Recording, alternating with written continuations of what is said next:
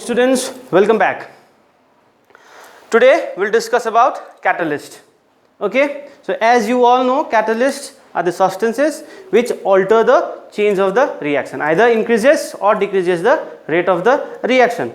Okay, so today we'll discuss how this catalyst work. Okay, so actually catalyst work on the principle called adsorption. Okay, the substrate get adsorbed on the catalyst and the reaction takes place. Okay, so we'll discuss that. Before going into this, let me explain you about the catalysts. So actually catalysts are the substances which changes the rate of the reaction. Okay, catalyst may increase the rate of the reaction or it may decrease the rate of the reaction. So according to this, there are two types of catalyst. Number one,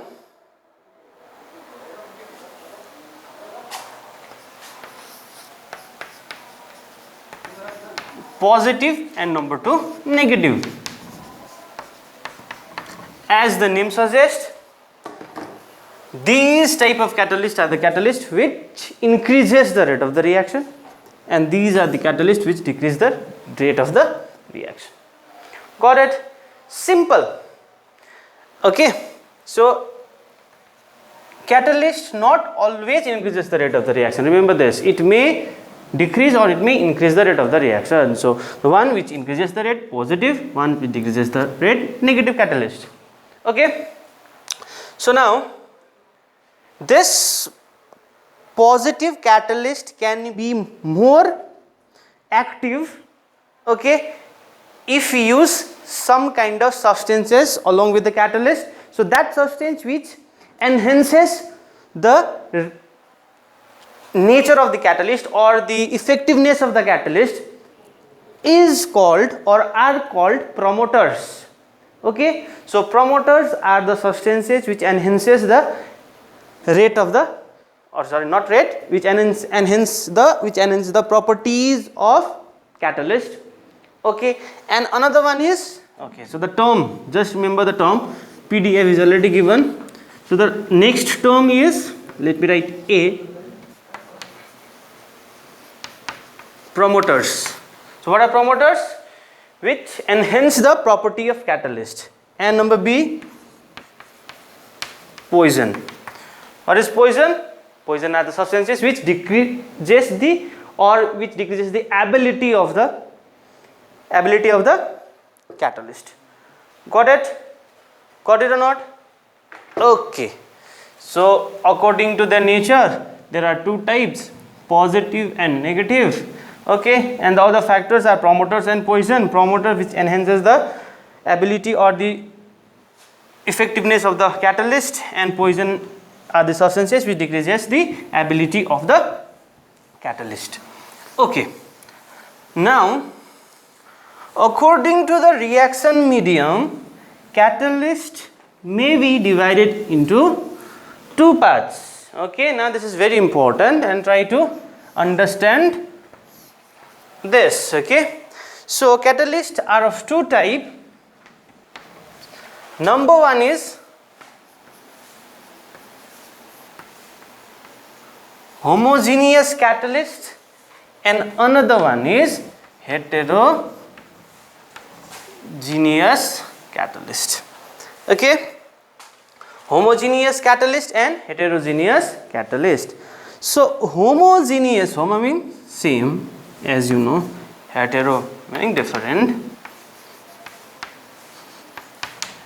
Okay, so I have already given you the definition, just check that.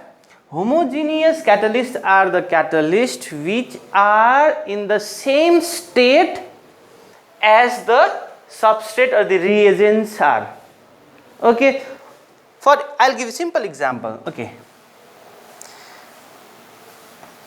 SO2 plus O2 gives you 2SO3, contact process.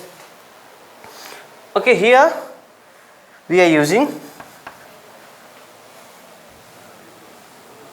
nitric oxide as a catalyst, nitrous oxide. Okay, see, this is in gaseous state, this is in gaseous state, this is in gaseous state, now this is in gaseous state. So if If you check the reaction, all this reagents are in gaseous state and the catalyst itself is in gaseous state. Okay, so this type of catalysis or this type of catalyst which is used in this type of reaction is called heterogeneous catalyst, and this type of reaction is called heterogeneous catalysis reaction or catalytic reaction. Got it? So this phenomenon is called heterogeneous catalysis. Got it? So in homogeneous catalysis, sorry, not heterogeneous, homogeneous catalysis is the process in which the catalyst and the reagents are in the same state. Okay, I'll give you another example. CH3COO, CH3 acetic acid, when hydrolyzed,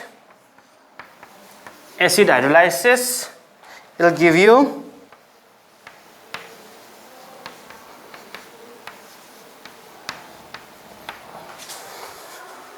this is not acetic acid, this is what? Ester. Ester on hydrolysis gives you acetic acid plus ethanol. Yes or no?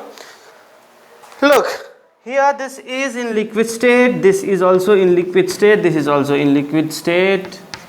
Okay, so this is also one of the examples of heterogeneous catalysis or heterogeneous catalyst. Excuse me. Got it? Understood? Okay. Now you can easily HETEROGE. So now you can easily understand heterogeneous catalysis or catalyst. If the catalyst and the reagents are in different state. Examples, look at the board. Very simple example. N2 plus 3H2 gives you what? NH3. What is the catalyst used? Finely divided iron. Now this is gas, now this is solid. Yes or no? Gaseous reagent and solid catalyst. So this type of reaction or this type of phenomenon of this type of existence is known as heterogeneous catalysis, and this catalyst used here is known as heterogeneous catalyst. Okay, it may be used in another reaction. It may be used in homogeneous catalyst. Don't get the iron not always act as a heterogeneous catalyst. Okay, it may act as homogeneous also. But this type of situation and this type of phenomenon is heterogeneous catalysis. Am I clear to you or not? I think I am clear to you. So now, after this,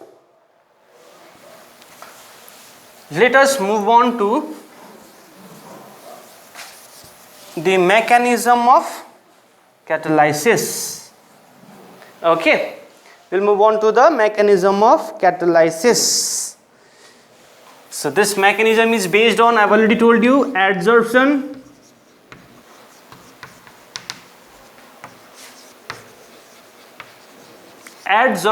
theory of heterogeneous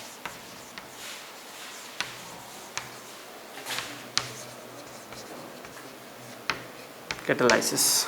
Okay. Now, adsorption theory of heterogeneous catalysis. Actually, okay, if you look at the PDF now, first let me tell you one thing. What are the catalysts? Actually, how this catalyst works. Okay, so catalysts are the substances having one, two, or more than two free cell or free valence electron, okay, or you can call it free orbital. Okay, so catalysts are the substances which provide free orbital for other atoms or molecule to give electron, to put electron there, and the reaction is happening likewise. Got it? So actually catalysts are the substances which gives free electron or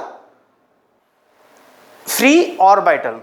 Okay, so this is a catalyst. Okay, we are doing heterogeneous catalyst adsorption theory. These are the free, you can call it orbital or free electron like this. Okay, so now first we have written diffusion of reagent or reagents. Okay, suppose this is catalyst, suppose A and B are the reagents. So this reagent come closer to this. This is called diffusion. In number 2, there is adsorption of reagent on catalyst surface. So like this, with A and B, they suppose they adsorbed here and here. Let me draw this.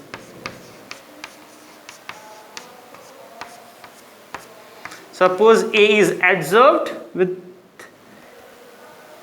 the catalyst and B is adsorbed like this. Okay, this is called chemisorption, somewhat chemisorption. Okay, here this bond is weak bond, they form weak bond.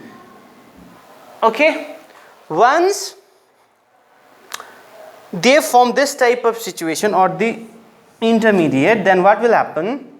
Now A and B are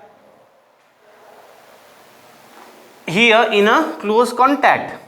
Okay, according to contact theory, when reagents come in contact, then only the reaction occur. Here A and B is coming closer to each other, so there is a reaction and there is a formation of AB bond like this. Okay, so let me draw this.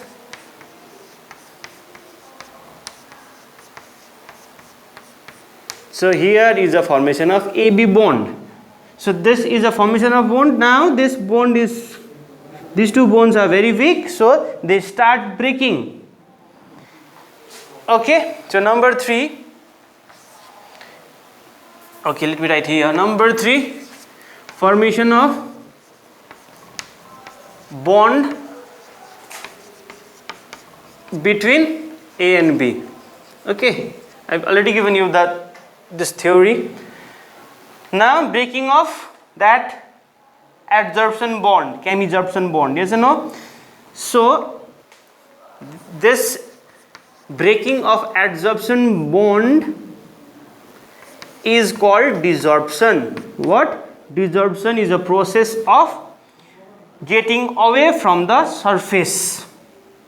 Okay, so here A and B are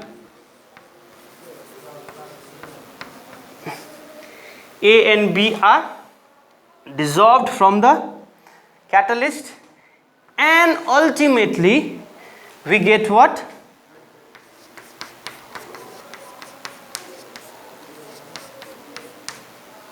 Again the catalyst back plus AB as a product. Okay, as you can see, this is a catalyst.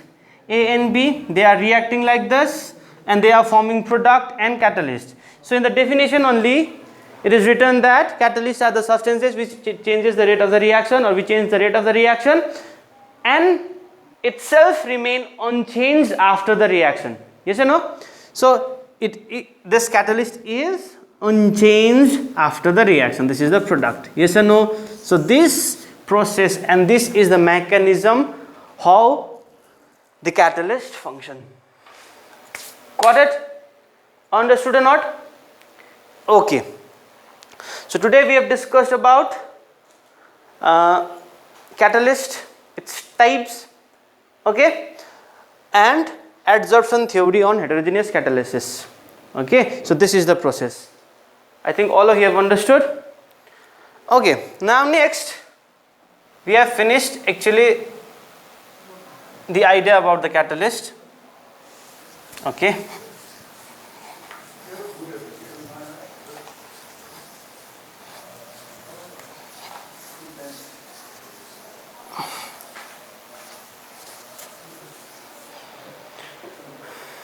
Now next we will do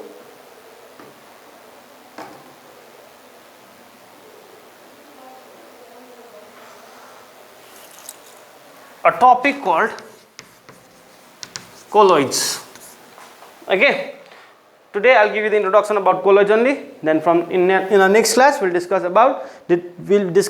in detail about colloids. Okay, so colloids actually are the heterogeneous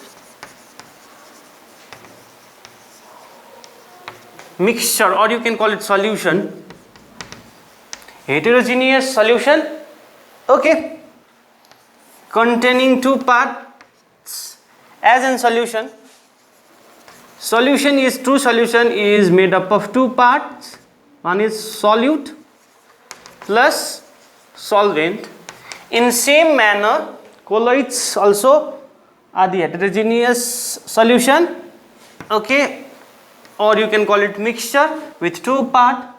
One is called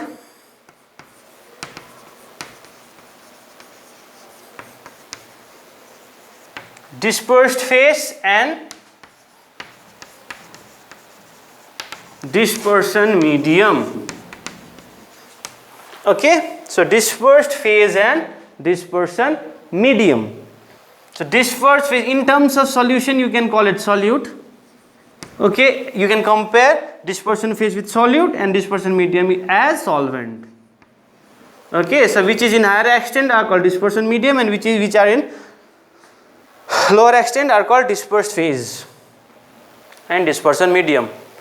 Okay, so let me tell you the difference between the true solution and colloid. Okay, why there is a difference? Since in true solution, okay, true solution, I'll give example. True solution, this is colloidal solution or colloid. Let me write colloidal solution. And number 3, suspension. Okay, so true solutions are the solution in which the solute particles are very small. Okay, here is also a solid particle which is known as dispersed phase here. Here also you have, okay, solute particles like this.